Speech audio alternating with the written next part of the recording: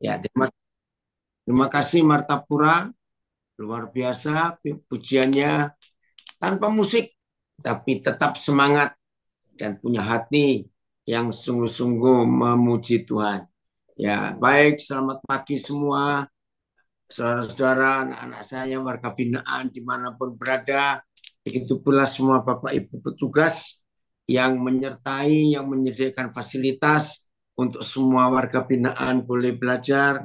Terima kasih, Tuhan memberkati para petugas yang memberikan kesempatan. Suara apa itu? Shalom, Oh, ada apa itu? shalom. Ya, baik, biar tenang dulu. Oke, tema kita hari ini, bentar ya.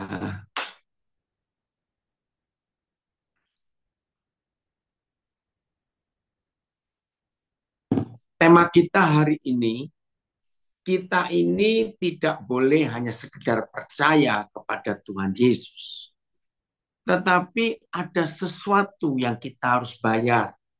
Ya, kalau dalam istilah sehari-hari, dalam istilah bisnis orang dagang, ingin dapat barang yang baik, ya harganya juga beda dengan barang yang biasa-biasa saja. Setuju ya? Saya ulangi lagi. Dalam hidup kita sehari-hari ada kalimat ini, untuk dapat barang yang baik, ya harus mau terima harga yang beda dengan barang yang murah. Nah, ternyata sudah berapa ribu tahun yang lalu konsep ini ada dalam hidup perjalanan kita. Tuhan Yesus memberikan persyaratan. Kita lihat dulu Lukas 14, mulai ayat 26. Ada 3 ayat, 26, 27, dan 33. Lukas 14. Jadi tidak sekedar kita percaya, tetapi ada sesuatu yang kita harus lakukan. Lukas 14 ayat 26. Ya, mana ini? Lukas 14 ayat 26. Tunggu dulu. Ya. Semua yang bergabung di Facebook, Instagram, selamat berjumpa. Kita belajar dalam hadirat Tuhan merenungkan firman ini. Ya. Lukas 14 ayat 26 mulai. Ya, Cilodong hadir ya, Depok. Puji Tuhan. Dari LP Besi, apa Pembangunan atau Besi di Nusa Kambangan ikut hadir juga. Ya. Ya. Langsung aja TSI-nya kali. TSI-nya turun lagi. Karena dalam terjemahan baru ada sebuah kata terjemahan yang tidak tepat. Ya, membenci. Ya, bukan begitu. TSI ya. Setiap orang, perhatikan, setiap orang yang datang kepadaku dan mau menjadi pengikutku, ya, dia harus rela kehilangan ayah ibunya, kehilangan anak-anaknya, bahkan kehilangan pasangannya, dan kehilangan semua saudara dan saudarinya, bahkan tidak takut kehilangan nyawanya sendiri. Nah, terjemahan baru ditulis barang siapa tidak membenci ayah ibunya, anak-anaknya, keluarganya, saudara-saudarinya, tidak layak, bahkan nyawanya sendiri nggak dibenci, tidak layak untuk menjadi murid Yesus. Nah, kata membenci itu seringkali disalah terjemahkan oleh beberapa saudara kita. Katanya Yesus datang membawa kasih. Tapi kenapa kita suruh membenci? Nah, di TSI ini ditulis harus rela kehilangan ayah, ibu, anak, pasangan, saudara, bahkan nyawanya sendiri. Saudara, untuk mengerti ayat ini, Maka satu-satunya cara yang paling gampang adalah sistem militer. Ya, di dalam sistem militer di seluruh dunia ada yang sama, yaitu semua sama. Sistem politik beda, sistem pendidikan beda, ya, sistem apa saja beda. Tapi sistem militer seluruh dunia, mau negara apa saja, bangsa apa saja sama. Ya, hormat militer sama, pangkat-pangkat militer sama. Nah, salah satu sistem militer yang tetap berlaku sampai hari ini di seluruh dunia adalah seorang prajurit yang sudah siap menjadi anggota militer, maka hanya ada satu sikap, harus tunduk dan taat kepada komandannya lebih daripada keluarganya sendiri. Sehingga seorang militer, anggota militer, sekalipun ayahnya meninggal, kalau komandan memerintah, maka tidak bilang, maaf komandan, menguburkan ayah dulu. Anak sakit, istri melahirkan. Kalau perintah dari komandan datang, maka semua harus ditinggalkan. Nah, itu artinya. Ada harga bukan? Ayat 27. Ayat 27. Ya, ini dari terjemahan baru dulu. Ayat 27, ya. Lihat ya, ada harga harus dibayar. Barang siapa tidak memikul salibnya dan mengikut aku, ia tidak dapat menjadi muridku. Tegas, saudara, tidak dapat menjadi muridku. TSI-nya. TSI-nya. Kamu tidak mungkin menjadi pengikutku kalau tidak bertekad. Wih, luar biasa. Sekalipun harus mati, bahkan mati disalibkan, aku akan tetap mengikut dia. Oh, dari Kembang Kuning sudah hadir ya.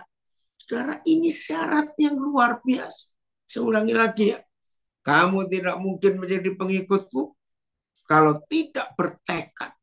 Sekalipun harus mati, bahkan mati disalibkan, aku akan tetap mengikut Tuhan. Nah, karena terjemahan lama dan terjemahan baru sudah lama sekali kita gunakan, maka ada kata menyangkal. Ya, ada kata menyangkal diri. Pikul salib, menyangkal diri, baru mengikut Yesus. Kalau tidak mau, tidak layak, tidak bisa. Apa itu menyangkal diri? Begini menyangkal diri itu. Semua kita, termasuk saya tentunya, bisa nggak berzina? Bisa. Semua kita bisa nggak jadi pembunuh? Bisa. Semua kita bisa nggak konsumsi narkoba? Bisa. Judi, alkohol, mabok, silakan. Bisa. Nah, karena kita mau mengikut Yesus dan percaya kepada Tuhan Yesus, maka ini harga yang harus kita bayar. Walaupun semua kita bisa berbuat dosa, tetapi kita tidak mau. Nah, ini bedanya. Bisa, tapi tidak mau. Itu artinya menyangkal diri. Berani menyerahkan hidup sampai mati disalib sekalipun. Ngeri loh saudara, mati disalib pada zaman itu adalah hukuman mati yang paling kejam dan paling sadis. Ngeri sekali. Ayat 33, masih Lukas 14. Ayat 33. Kita lihat ini. Ya, ayat 33, Lukas 14. Jadi ada harga dibayar. Nggak bisa. Saya ulangi lagi, kalau kita ingin dapat barang yang bagus, barang yang mahal, ya harus berani keluarkan uang yang banyak karena sesuai dengan nilai yang kita inginkan. 33. Ya, Lukas 14 ayat 33. Ya.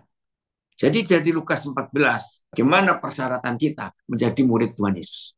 Demikian pula lah tiap-tiap orang di antara kamu yang tidak melepaskan dirinya dari segala miliknya tidak dapat menjadi muridku.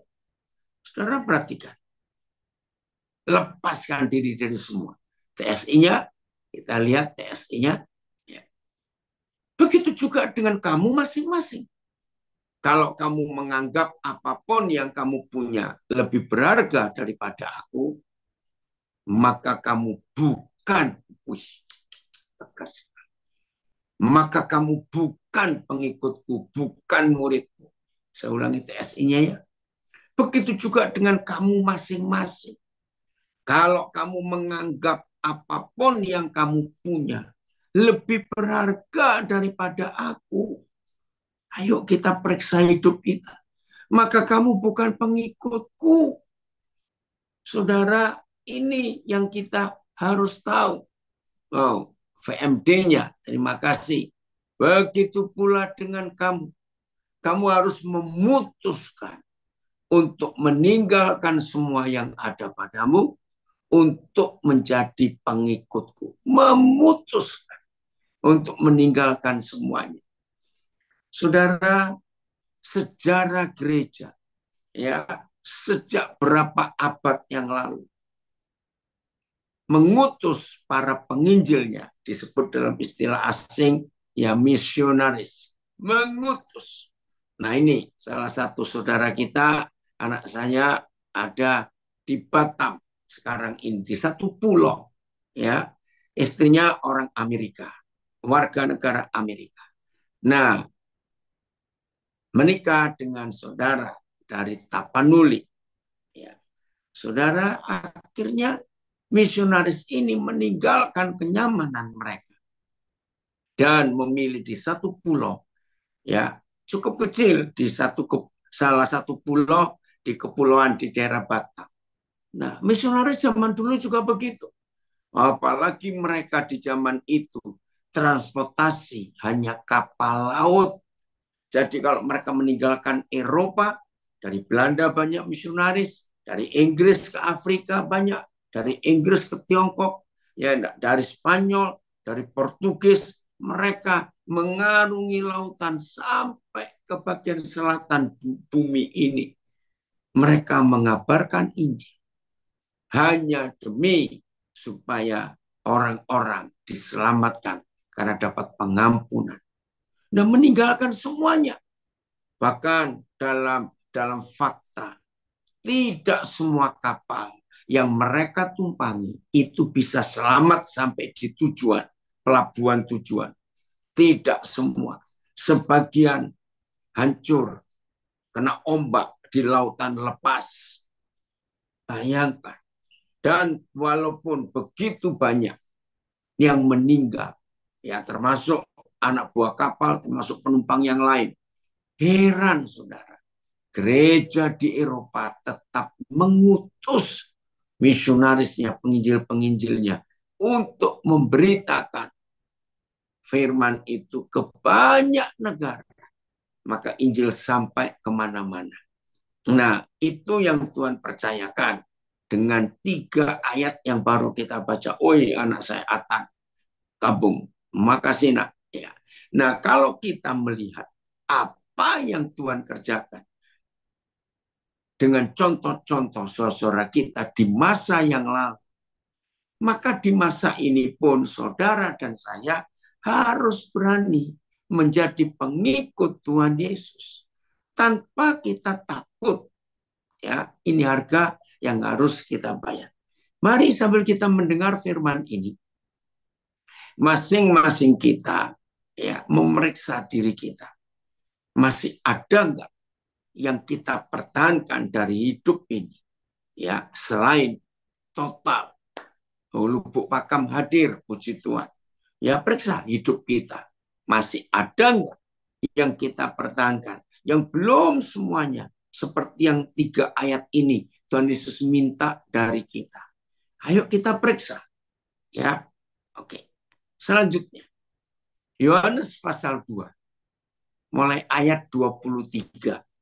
Yohanes pasal 2 ayat 23. Ya. Oke, dari Surabaya ada komen. Menjadi pengikut Yesus ada harga yang harus dibayar. Menyangkal diri, Bahkan kehilangan nyawa pun harus berani. Amin. Ya, Yohanes 2 mulai ayat 23. Puji Tuhan, ya Malvin Matmaki, Stefano dari Singkawang hadir juga, Rifan. Oke, ya. Ayo kita lihat. Yohanes pasal 2 ayat 23. Jadi kita nggak boleh sekedar mengaku percaya kepada Tuhan Yesus, tapi harus ada sesuatu ya yang kita harus korbankan dalam hidup ini. Sabar sebentar, operatornya baru. Pak Filipus kemana ini? Ya. Dan sementara Tuhan Yesus di Yerusalem selama hari raya Paskah, ada apa itu? Banyak orang percaya dalam namanya. Nah, saudara lihat, banyak orang bisa percaya kepada Tuhan Yesus. Banyak. Tapi lihat ayat 24. Tapi ada hal yang aneh. Ya, kenapa banyak orang yang percaya kepada Yesus? Tapi ayat 24, Yesus sendiri tidak mempercayakan dirinya kepada mereka. Karena Tuhan Yesus mengenal mereka semua. Nah, ada apa ini? Saudara lihat tadi ayat 23, kan bagus kalau ada orang banyak yang percaya Tuhan Yesus. Tapi ternyata ada satu persyaratan yang Tuhan Yesus minta. Dan mereka yang banyak tadi percaya Tuhan Yesus tidak bisa memenuhi permintaan mereka. Tidak bisa memenuhi permintaan Tuhan Yesus. Sehingga Tuhan Yesus tidak bisa mempercayakan dirinya. TSI-nya. Terima kasih ada yang kirim VMD-nya. Ya, Tatangkalan. Belum kenal saya, salam kenal. Ya. Walaupun begitu, ayat 24, Yohanes 2 TSI, walaupun Pak Filipus sedang kontrol, ya oke, Tuhan menolong. Walaupun begitu, Yesus tetap menjaga jarak dengan mereka. Sebab Tuhan Yesus tahu isi hati mereka masing-masing. Saya baca VMD-nya ya dari Facebook saya. Yesus berkata, Yesus berada di Yerusalem selama hari raya Paskah. Banyak orang telah percaya kepadanya karena telah melihat mukjizat yang dilakukannya. Tetapi Yesus tidak yakin kepada mereka sebab Yesus tahu apa yang telah dipikirkan mereka. Nah, saudara bayangkan, ada sesuatu yang ganjal. Banyak orang yang percaya kepada Tuhan Yesus. Ya, kembali VMD-nya apa TSI-nya tadi, kali TSI-nya. Ya, lihat TSI-nya. Kenapa? Bukankah percaya Yesus itu baik? Ternyata ini, walaupun begitu, Yesus tetap menjaga jarak dengan mereka. Ayo kita teliti ini. Saudara, kalau kita sedang bicara dengan seseorang dan kita tahu orang itu, tapi antara kita dengan dia, orang itu menjaga jarak. Kira-kira enak nggak dalam kenalan seperti itu? Nah, lihat. Oh, yang dari Nabi ini, saya nggak kenal, yang maaf ya. Ini siapa? Awet namanya kamu ya. Oke. Oh, itu Uji toh, kamu. Nama Tatangkalan, siapa itu? Ya. Kenapa ini di Zoom ada suara? Oke, terima kasih. Sudah hilang suara mendesisnya. Nah, kenapa Tuhan Yesus menjaga jarak? Kenapa Tuhan Yesus menjauh kepada banyak orang yang percaya kepadanya? Ternyata ada motivasi tersembunyi di dalam kepercayaan mereka kepada Tuhan Yesus. Perhatikan ini. Nah, jangan kita seperti itu. Tuhan tahu maksudnya. Nah, kalau kita lihat tadi ayat 23, ternyata mereka itu percaya kepada Tuhan Yesus, ada pamrih, ada motivasi yang salah. Mari kita jujur, saudara, dalam hidup kita masing-masing. bagaimana model motivasi kita percaya kepada Tuhan Yesus. Setelah Lukas 14 kita baca tadi, ternyata satu-satunya motivasi yang Tuhan minta kalau kita mengikut Dia, tidak ada hal-hal duniawi yang kita dapatkan dalam pengiringan kita kepada Tuhan Yesus. Saya ulangi lagi, harga yang harus kita bayar untuk kita bisa layak dan dilayakkan menjadi pengikut Tuhan Yesus hanya satu. Saudara dan saya tidak boleh mempunyai motivasi duniawi ini. Misalnya, enak jadi hamba Tuhan, bisa kaya. Wih, enak menjadi orang Kristen, punya kenalan banyak, orang-orang hebat. Maaf. Ingat berapa waktu yang lalu saya memberikan kesaksian, ada seorang yang saya kenal, pengusaha yang sangat kaya. Udahlah, enggak terhitung kekayaannya. Sekian lama mereka bergabung di satu gereja yang cukup sederhana. Ya, tiba-tiba suatu hari istrinya bilang, Pak Daniel tahu nggak? Suami saya minta kami pindah gereja. Loh kenapa? Sudah sekian tahun.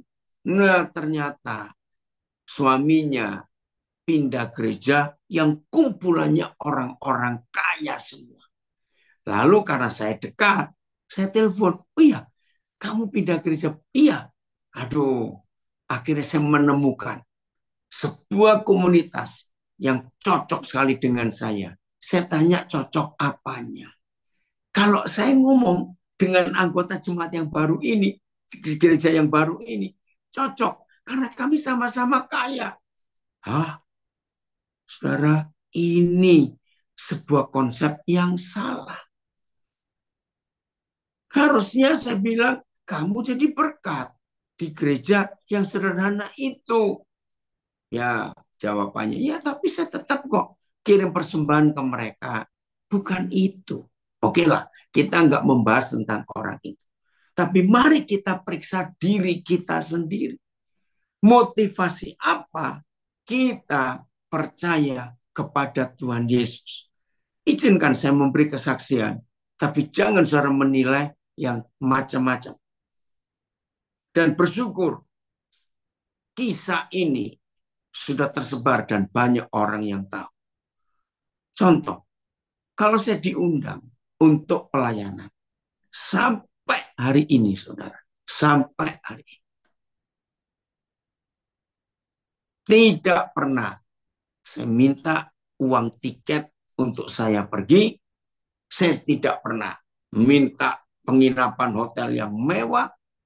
Bahkan dari beberapa rekan hamba Tuhan. Maaf ini saya cuma cerita. Mereka mintanya mau kelas utama, bisnis atau apa. Enggak. Saya tetap pakai kelas ekonomi.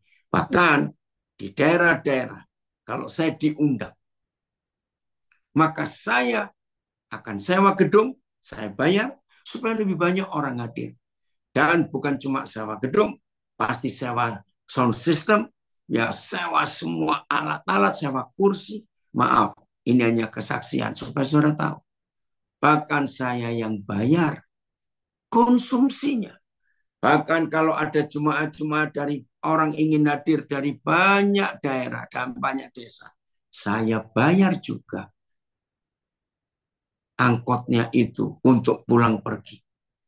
Dan bersyukur ini jadi kesaksian sudah lama. Itu nggak cuma di Indonesia. Di luar negeri juga begitu. Maka itu pernah ada kesaksian yang sangat indah. Ya, suatu hari saya ada di Eropa. Nah, Ciamis hadir, puji Tuhan. Ya, dan kebetulan di Eropa itu ada artis dari Indonesia yang datang. Nah, pas saya ada pelayanan, ya di satu kota, ya. Terus artis ini dengar, Pak Daniel, boleh nggak saya ikut? Oh boleh, saya bilang begitu. Maaf ini ya, boleh aja. Ya udah, dia nggak ngerti, saudara, model pelayanan saya. Nah, ketika dia pas dengan saya, tiba-tiba hamba Tuhan yang undang saya itu telepon. Ya ini artis ini dengar. Dia telepon begini, Pak Daniel, ternyata saudara-saudara sudah tahu kalau Pak Daniel datang ke gereja kami dan mereka ingin ikut. Tapi gereja kami ini kecil. Oh ya, saya belum pernah ke gereja itu, saudara. Nah, ringkas cerita, saya bilang, kalau begitu, sewa gedung saja. Nah, sebelum hamba Tuhan ini menjawab, karena saya tahu jawabannya, aduh, kami nggak punya uang. Saya bilang, sewa gedung saja, sesuaikan dengan kapasitas, nanti saya yang bayar. Betul Pak Daniel, nanti iya, karena banyak orang yang ingin dengar ya firman Tuhan, silakan. Nah, setelah itu, nah ini kebiasaan saya juga.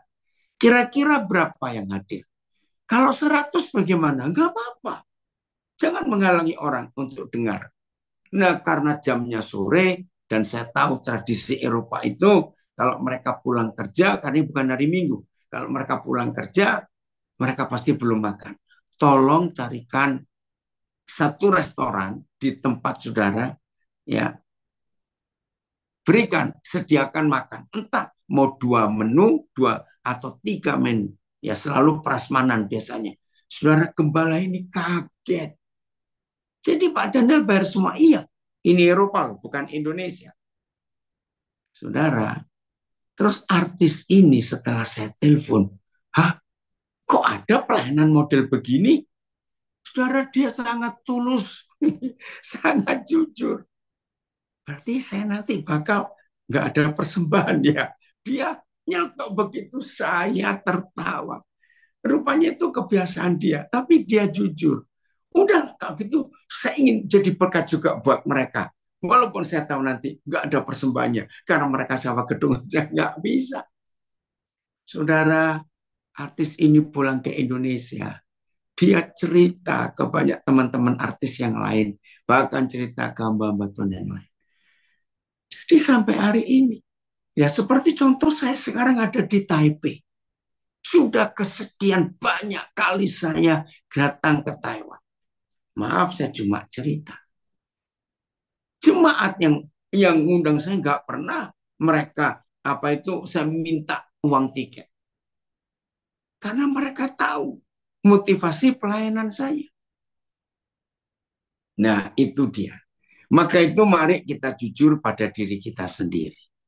Mari kita jujur. Kira-kira kita ini bagaimana di dalam pengiringan kita, perjalanan kita bersama dengan Tuhan Yesus. Ada motivasi-motivasi lain enggak? Ayo kita jujur pada diri kita sendiri. Kalau sampai ada motivasi yang lain, ayo kita bertobat. Nah, warga binaan yang dikasihi Tuhan, siapkan mental yang benar ini. Siapkan motivasi yang benar ini. Ya, selama saudara sedang kuliah di universitas kehidupan, terus mental Kristus itu harus dipupuk. Ya, begitu nanti saudara bebas, kembali ke keluarga masing-masing. Percayalah, Tuhan Bapa yang bertanggung jawab atas hidup saudara tetap akan menyediakan hal-hal yang luar biasa. Walaupun saudara tidak punya motivasi untuk mendapatkan hal-hal duniawi. Masih ingat janji Tuhan Yesus? Lihat burung-burung di udara. Mereka nggak punya ini, nggak punya itu. Tapi Tuhan pelihara. Apalagi kita. Itu maksudnya.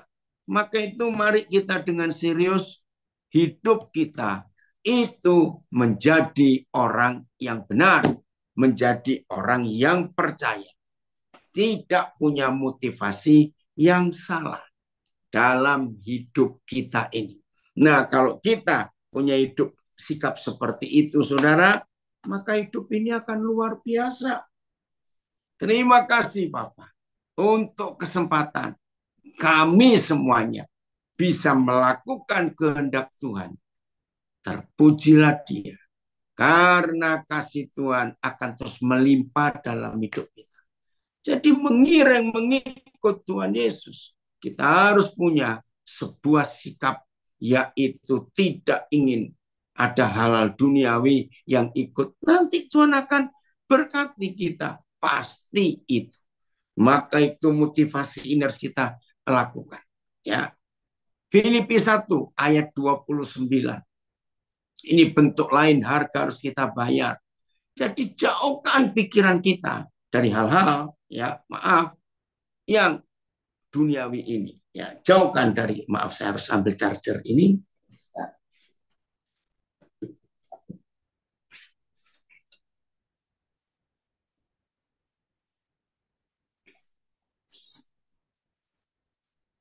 Filipi 1:29. Udah kali. Ya, kita lihat ini. Filipi 1 ayat 29. Tuhan Yesus memberikan sebuah hukum yang luar biasa. Sebab kepada kita, ya perhatikan, sebab kepada kita dikaruniakan bukan saja pelan-pelan untuk percaya kepada Yesus, enggak cuma sekedar percaya, tetapi juga untuk menderita untuk Dia. Nah, saudara perhatikan. Jadi kita ini dipanggil enggak cuma untuk percaya, tapi juga untuk menderita untuk Dia. TSI-nya kali. Ya, TSI-nya. Nah, kita lihat. Jadi jangan cuma percaya kepada Tuhan Yesus, tapi tidak mau membayar harganya. Ya.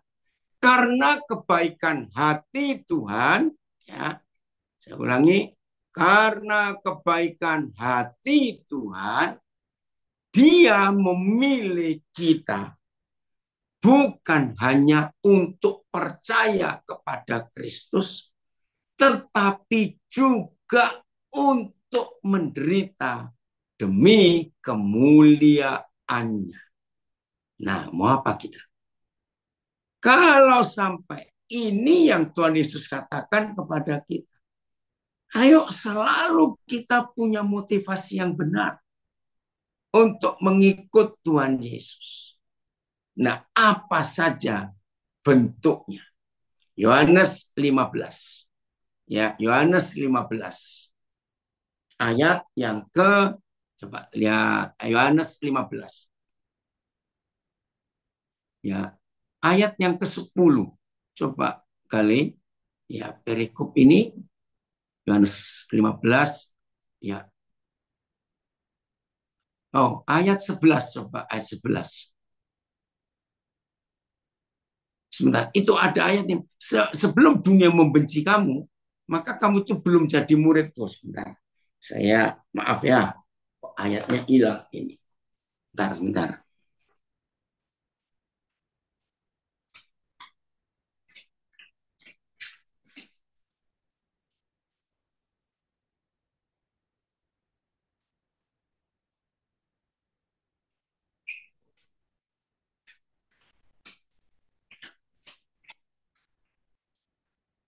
Maaf saudara, saya ambil Alkitab. Ya, Yohanes pasal 15. Bentar ya.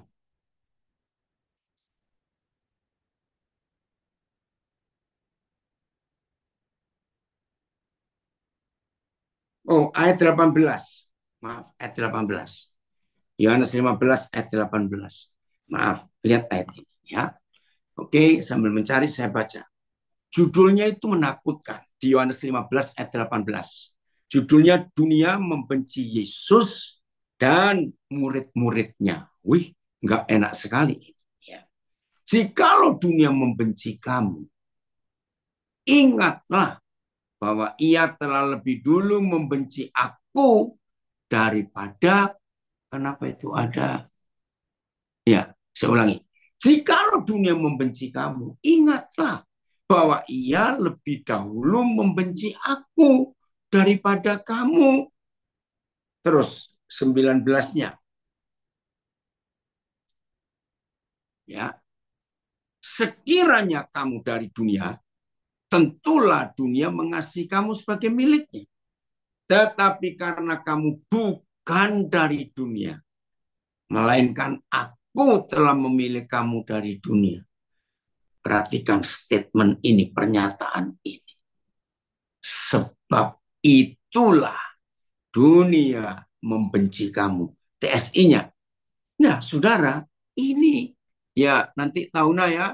Oke, boleh kesaksian. Pertanyaannya nanti tahunnya. Kalau kamu masih sepikiran, nah ini terjemahnya ya lebih jelas. Kalau kita semua murid-murid Yesus ini masih sepikiran dengan orang-orang duniawi, mereka pasti menyukaimu. Ya, satu frekuensi. Karena kamu dianggap berada di pihak mereka. Tetapi sekarang, kamu tidak lagi di pihak mereka, karena aku sudah memilih kamu dari antara mereka. Perhatikan pernyataan tegas Tuhan Yesus. Itulah sebabnya. Mereka, dunia ini, membenci kamu. Oh, Sidi Kalang baru hadir ya. Kenapa terlambat sekali Sidi Kalang? Saudara, ini kan luar biasa. Nah ini loh, harga yang harus kita bayar kalau kita mengikut Tuhan Yesus. Percaya Yesus nggak cukup. Harus ada harga yang kita bayar. Maka itu kalau ada di antara kita semua yang baru percaya kepada Tuhan Yesus, ya, maka jangan kaget, jangan shock. Loh, kok begini? Kenapa aku nggak disukai semua orang? Nggak apa-apa. Karena justru itu yang benar. Maka itu kalau saya balik, justru harus hati-hati. Saudara yang sudah percaya, kok bukan cari musuh loh ya. Dunia kok baik-baik saja dengan saya, hati-hati. Saudara, tahun 70-an awal, Indonesia digemparkan dengan seorang yang bernama ya KAM Yusuf Roni. Saya lupa kayaknya singkatan apa ya. Ya, Yusuf Roni. Saudara, Indonesia gempar. Nah, tahun 74 ketika saudara kita ini dipenjarakan di Surabaya tahun 74, saudara, maka penjara Kalisosok waktu itu masih ada di daerah Jembatan Merah.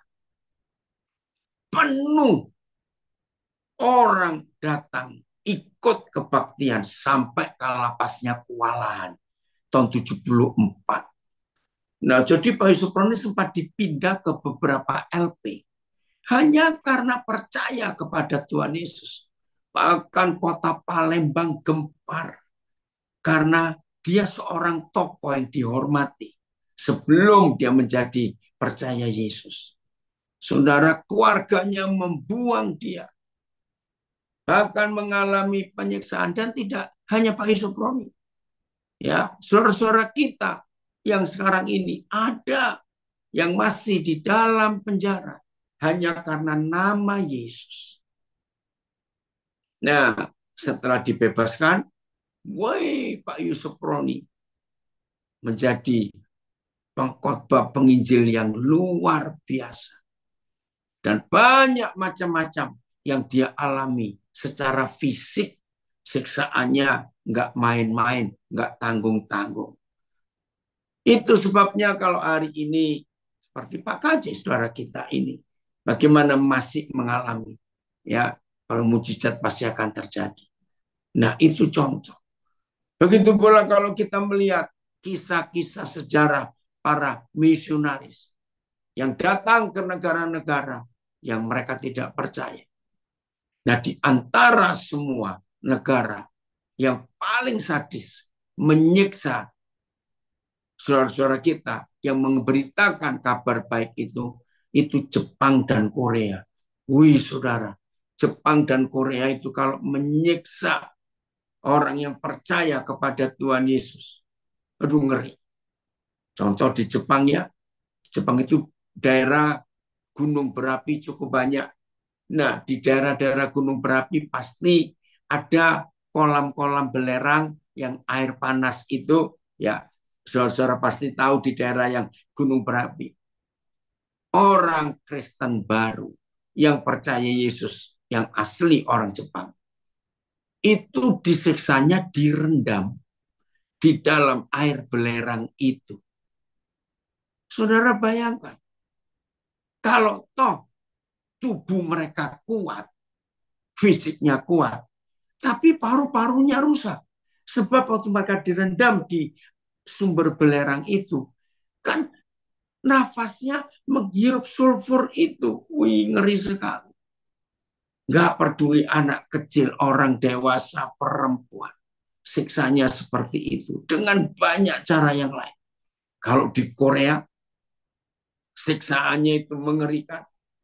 Mereka duduk di kursi seperti biasa orang duduk. Yang pakai tangan itu kursinya.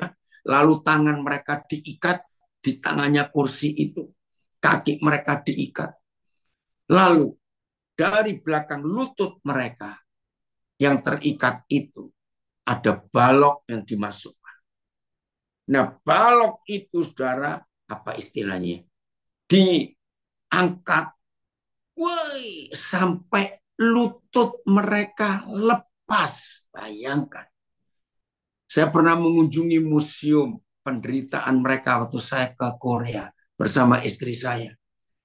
Aduh, saya melihat itu sudah rasanya bagaimana ini.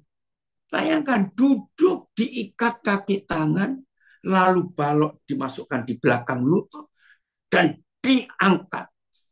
Mereka menjerit. Sebelum lutut itu lepas, mereka ditanya, masih mau percaya Yesus? Begitu bilang direndam di air belerang itu. Masih mau percaya Yesus?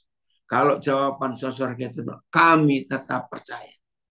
Saudara, maka kait yang di dalam belerang itu nggak akan diangkat.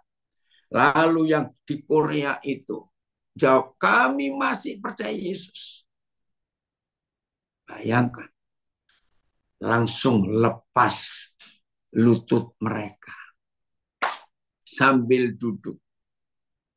Dan banyak lagi kisah-kisah para martir hanya karena percaya Yesus. Bersyukur zaman sekarang sudah berubah, ya, untuk tidak ada sistem yang jahat itu lagi. Bersyukur untuk itu. Tapi ada bentuk yang lain yang membuat banyak orang-orang yang baru apalagi diejek oleh teman-temannya. Ya, salah satu contoh. Kita buka 1 Petrus pasal yang keempat. Ya, 1 Petrus pasal yang keempat. Maka itu semua saudara warga binaan yang baru percaya pada Tuhan Yesus ataupun di mana saja saudara berada, lalu mengalami, ya, ejekan, mengalami aniaya karena percaya pada Tuhan Yesus, jangan takut, ya, karena saudara-saudara kita mengalami itu. 1 Petrus pasal yang keempat, ayat yang keempat. Ya. Bagaimana kita dulu ada di antara mereka. Mereka heran. Ya. 1 Petrus 4 ayat 4. Sebab itu mereka heran bahwa kamu yang dulu pernah ikut pola hidup mereka, bahwa kamu tidak turut mencemplungkan diri bersama-sama mereka di dalam kubangan ketidaksenonohan yang sama. Dan mereka memfitnah kamu. TSI-nya. TSI-nya. Mereka memfitnah. Lihat ini. Orang-orang yang masih mengejar hawa nafsunya ke sana kemari. Merasa heran karena kamu semua tidak mengikuti cara hidup mereka lagi. Nah, anak-anak saya yang dulu pernah hidup dalam kejahatan itu, lalu teman-temanmu hati-hati. Mereka nggak rela. Itulah sebabnya mereka menghina kalian yang sudah hidup di dalam kebenaran ini. Aduh, MLT-nya. Yang di dalamnya mereka dikejutkan ketika kamu tidak ikut, ya, serta dalam luapan ketidaksenonohan sambil menghujat. Wih, luar biasa itu. Jadi kalau ada di antara saudara yang betul-betul sekarang ini sedang mengalami tekanan, mengalami impitan, karena saudara percaya pada Tuhan Yesus, keluarga saudara nggak suka, teman-teman baik yang dulu sangat baik, tiba-tiba berubah sekarang. Hari ini, ambillah keputusan bahwa Tuhan tidak pernah salah.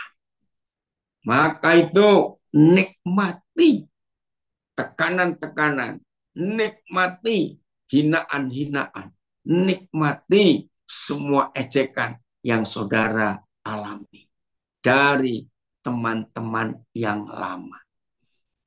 Nah, sekarang secara rohani, ternyata sedang terjadi aniaya secara rohani yang ada di sekitar kita dengan konsep 1 Petrus 4 ayat 4 ini.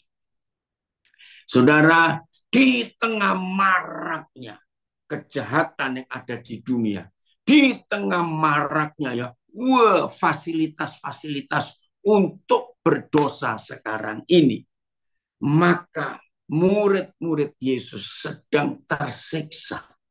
Ini kita harus bayar harganya.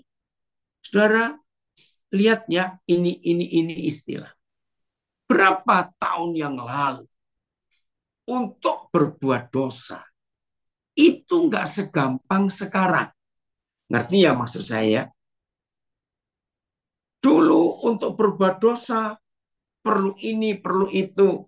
Gini dah, ini contoh kecil saja. Ya dari zaman dulu video porno, film porno itu sudah ada sejak zaman dulu.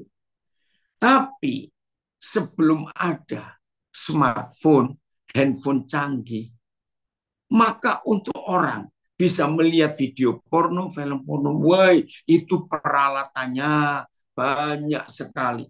Ya, ingat zaman dulu yang namanya video player, ya alat untuk putar video kan gede, berat lagi. Sudah berat, gede, perlu TV lagi, ribet. Tapi sekarang manusia untuk berbuat dosa gampang. Ngerti nggak masuk ini? Gereja Nusa Kambangan, ya oke ya untuk dia. Jadi kalau kita tidak menyangkal diri dan tidak mengambil keputusan untuk berkata tidak kepada tawaran dosa ini. Maaf, jangan tersinggung. Kalau tersinggung itulah orangnya. Bahkan ada orang ikut ibadah. Ya, ini sudah bukan rahasia lagi. Ikut ibadah di gereja. Bisa lihat video porno. Bayangkan ya, karena semua bawa HP. Istilahnya, ada Alkitabnya di situ. Nah, ini tantangan-tantangan yang begitu mengerikan yang ada di zaman kita ini. Jadi tidak hanya secara fisik, saudara dan saya mengalami aniaya karena ada harga yang harus kita bayar. Ternyata secara roh juga. Wih, ngeri sekali. Maka itu kalimat ini saya akan ulangi. Secara roh, kita ini semua harus bayar harga yang gak main-main mahalnya untuk menjadi pengikut dan murid Tuhan Yesus. Karena dia tidak ingin kita hanya sekedar percaya dia. Zaman seperti ini, dengan kecanggihan internet, sistem informasi, teknologi ini, maka manusia berbuat dosa itu mudah sekali. Sangat gampang. Perhatikan kalimat ini. Dan di sini kita akan melihat bagaimana kita harus berlaku. Aduh, ini yang Tuhan mau kita hati-hati, berjaga-jaga, ya, karena itu yang Tuhan inginkan atas hidup kita. Kalau tidak, aduh saudara, maka banyak hal yang bisa menjerat kita. Ya. Bagaimana caranya? Kita belajar sederhana dari saudara-saudara kita. Ya, masih ingat kisah Sadrak, Mesak, Abednego? Wih, itu ngeri, saudara. Ya, dalam kitab Daniel. Hari itu Raja Nebukadnezar ingin menjadi Tuhan. Lalu dia buat patung yang cukup megah, cukup wah patung itu. Nah, terus dia buat peraturan. Semua orang yang hidup di kerajaanku, ya ini dia. Semua orang yang hidup di kerajaanku tidak boleh punya agama apapun. Harus menyembah patung yang aku buat sebagai wakil diriku ini. Wah, lalu ancamannya, ya betul, sadis sekali itu ya. Ini ada. Maka ancamannya akan dimasukkan hidup-hidup. Raja membuat tungku, ya tungku. Kalau saya berkata tungku pasti ada apinya yang cukup besar. Sebab tungku itu paling tidak setinggi 2 meter karena orang bisa masuk ke dalamnya. Aduh, itu yang mengerikan sekali. Nah, ketika upacara dimulai, ada pengawas-pengawas, terdengarlah musik, lalu ada apa-apa, sujud. Enggak ada orang yang berani melawan. Ternyata di tengah ribuan orang yang sujud, ada 3 anak muda yang tetap berdiri tegak. Bayangkan, kelihatan nggak itu?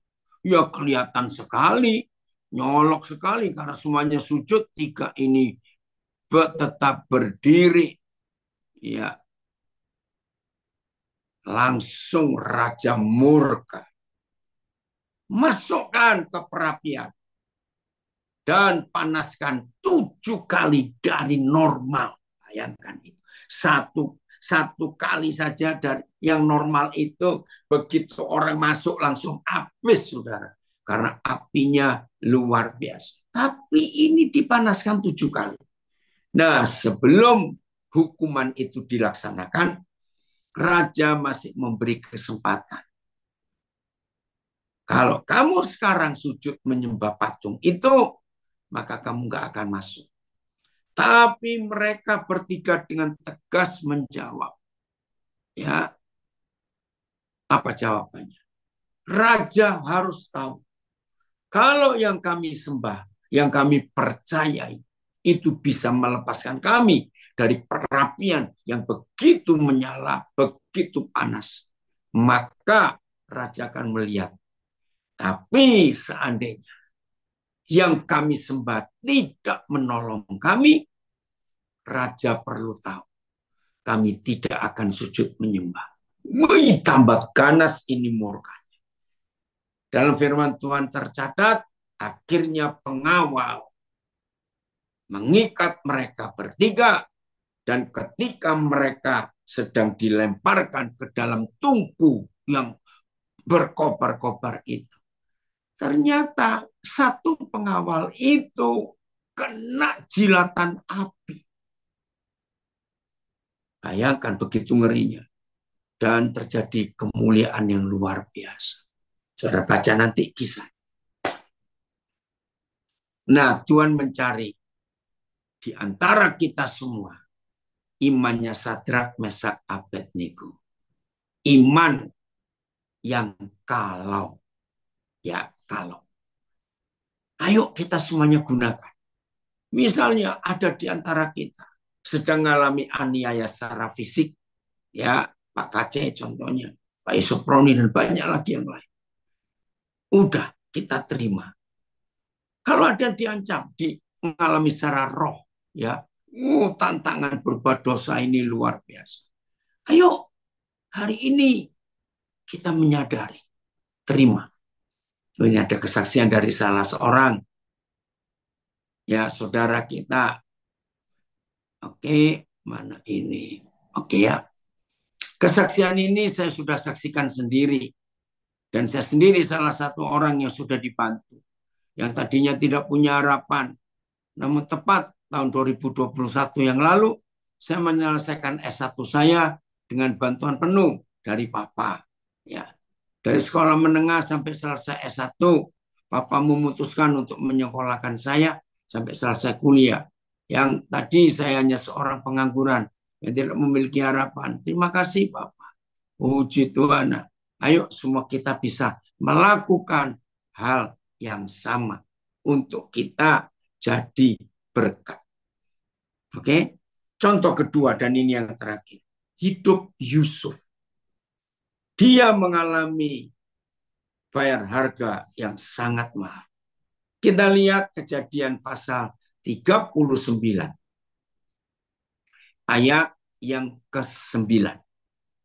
Kejadian 39 ayat yang ke-9. Kejadian 39 ya.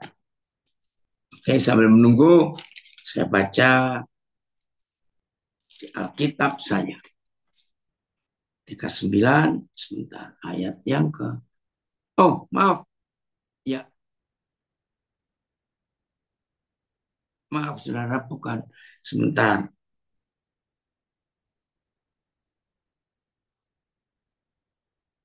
Ayat 7 dulu. Maaf ya. Nah ini secara rohani mengalami penderitaan siksaan. Ayat 7 mulai ya. Satu terjemahan aja kali. Oke, satu terjemahan aja kali supaya cepat. Ini nggak perlu melihat terjemahan yang lain ya, supaya ya. Ayat 7 ya. Selang beberapa waktu istri tuanya memandang Yusuf dengan birahi.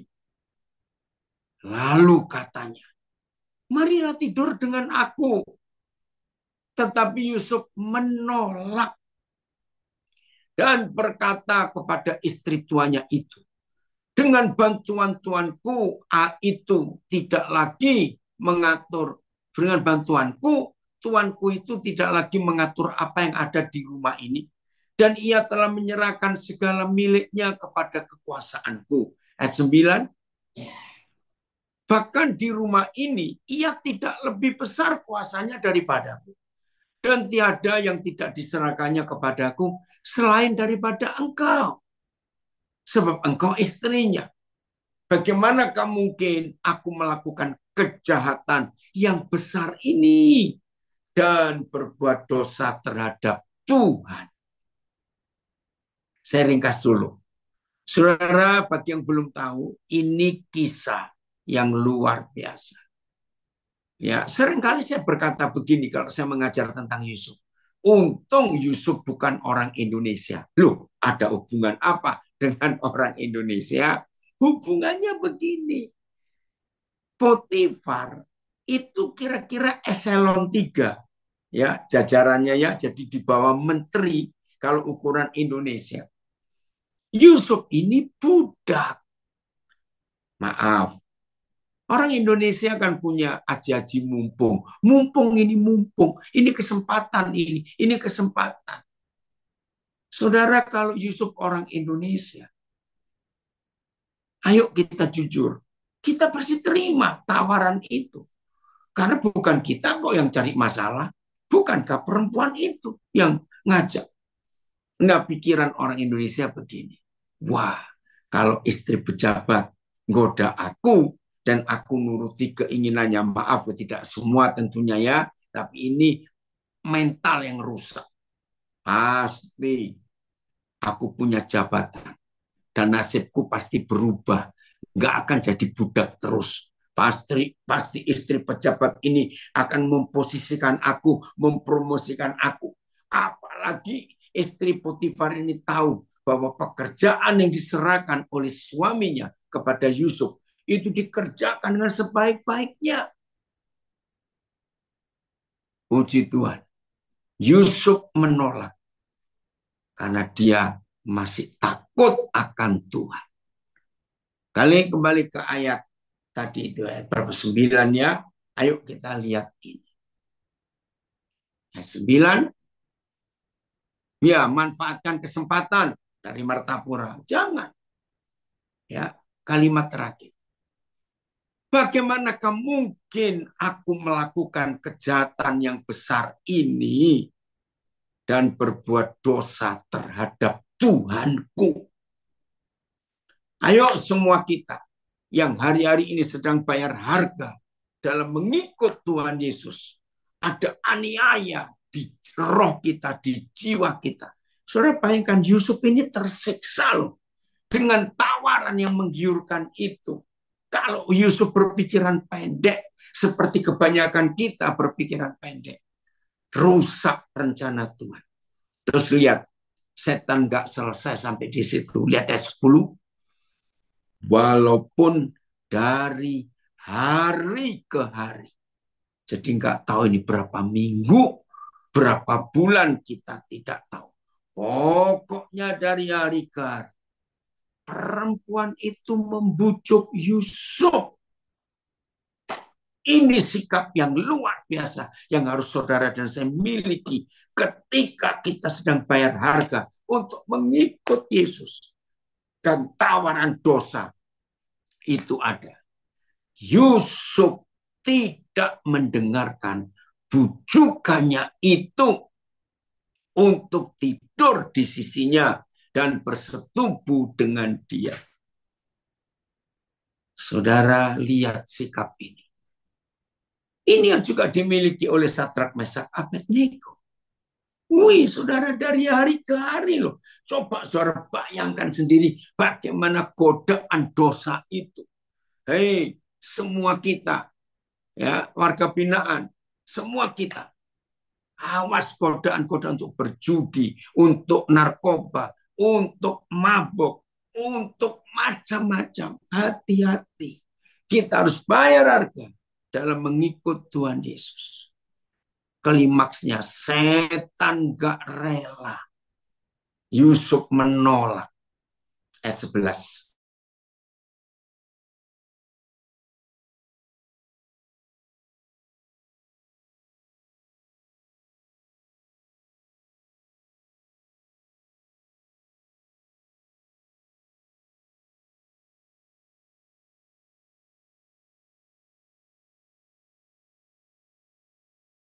Seisi rumah.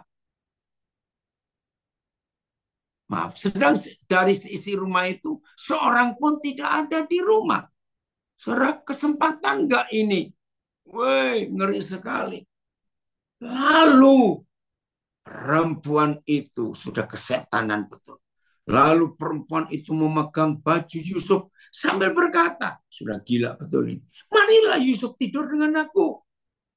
Saudara lihat, tetapi Yusuf meninggalkan bajunya di tangan perempuan itu dan lari keluar.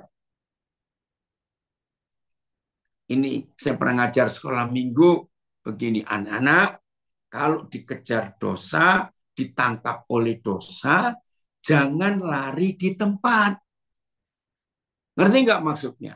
Sama-sama larinya, tapi ini lari di tempat. Oh, dari Probolinggo, sudah bisa gabung sekarang. Daniel, ada kamu nggak? Bapak ingin tahu ini. Ya. Saudara perhatikan, ini dia. Oh, dari Cilodong mengalami pemadapan listrik. Tuhan menolong. Jadi lari keluar. Jangan lari di tempat. Woi, kalau kita lari di tempat, habis. Habis itu. Tapi Yusuf lari keluar. Saudara, inilah cara kita bayar harga dalam mengiring Tuhan Yesus. Kalau ada dosa yang menjerat, ada tawaran-tawaran, ayo kita menghindar. Jadi selama kita berjalan bersama Tuhan Yesus, ada banyak godaan. Ada banyak godaan. Salah seorang anak saya, dia itu menjadi artis. Tapi nggak pernah bisa maksimal. Karena apa? Beberapa kali dia dapat tawaran untuk membintangi film layar lebar.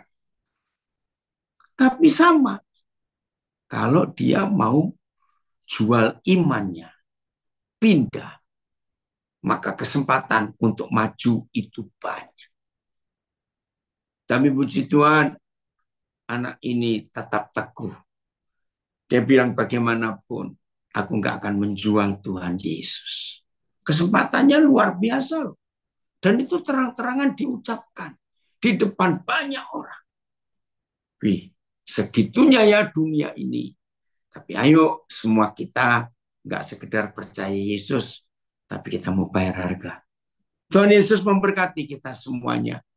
Luar biasa bukan? Kalau kita mau bayar harganya itu. Ayo semua kita. Tidak ada yang kalah, tidak ada yang jatuh, tapi semua kita jadi pemenang. Tuhan Yesus memberkati, siap untuk bayar harga mengikut Yesus. Ada penderitaan roh, secara jiwa, secara fisik juga, tapi nggak usah takut. Shalom, sampai kita bertemu lagi. Silakan Gali. Ya, terima kasih Pati atas firman-Nya untuk hari ini yang memberkati kami. Yang mungkin dari saudara-saudara yang mau bertanya atau mau bersaksi, silakan. Ya, yang dari Tahuna Ya, nanti dulu ya, karena bukan tentang bayar harga mengikut Yesus. Nanti saya akan jawab yang dari Tahuna. Oke, yang lain. silakan. Yang mau Saya bertanya. mau menambahkan sedikit, Mas Gale. Ya, boleh Pak. Dari Nganjuk ini, Pak Barnabas. Ya. Istri Potifar itu bisa dikelaskan dengan mental pelacur. Yang saya perhatikan adalah dari hari ke hari dia merayu Yusuf. Kan malamnya dia sudah tidur sama suaminya tentunya. Tetapi roh perzinahan itu tidak lepas. Sampai dari hari ke hari, bahkan pada klimaksnya dipaksa Yusuf untuk tidur dengan istri pejabat Mesir itu. Nah, dosa seks, saudara, itu adalah godaan yang paling licin yang ditiupkan oleh iblis di dalam kehidupan laki-laki khususnya. Seringkali kita yang jauh dari istri, yang sudah keluarga, atau yang masih bujang, harus waspada. Dosa godaan seks itu selalu datang pada saat-saat yang rentan. Bisa malam, bisa siang. Pikiran kita harus kita jaga. Jangan sampai seks itu menjatuhkan iman kita, maka mari kita ambil sebaliknya. Yusuf yang takut akan Tuhan dan memandang bahwa